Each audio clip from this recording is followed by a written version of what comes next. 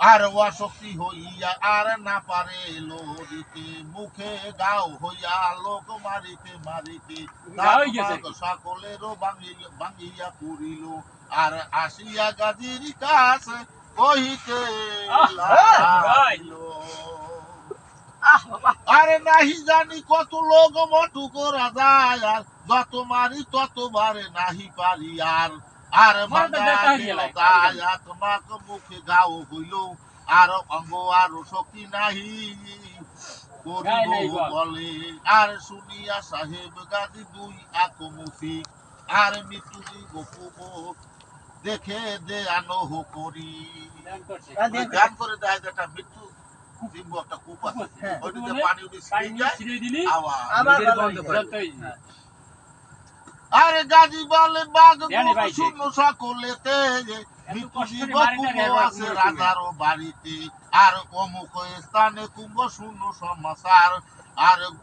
গোবধ করিয়া যদি পারো ফেলিবা যদি একটা গরু মারিয়া খালাইতে পারো আর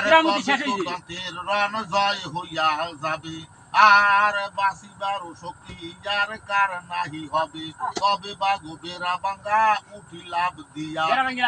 আরে তখনই মারিয়া বেড়া ভাঙ্গা লাভ দিতে গরু একটা মারিয়া আনছে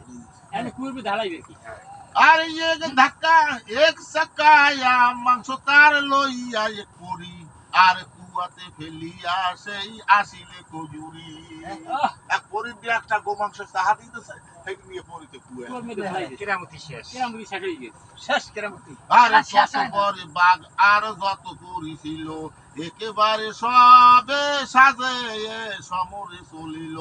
আর যত যত সেনা ছিল মটুক রাজার বাঘ আর পরে গিয়া মধ্যতে তাহার হাতে দাঁতে বাঘ গণ লক্ষ লক্ষ মারে আর খারা হাতে লইয়া পরি কাটে শূন্য ঘরে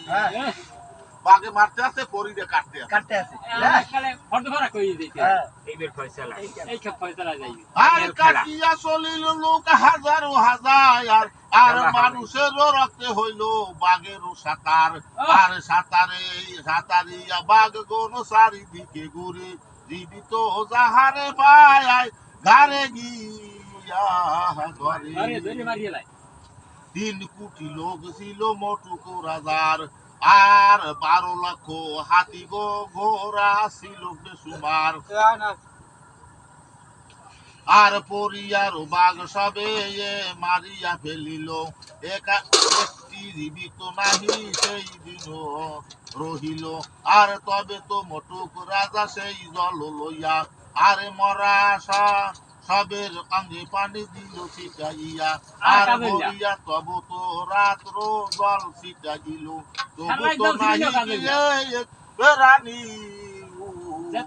কেউ যেতে হয় নাই আর কেউ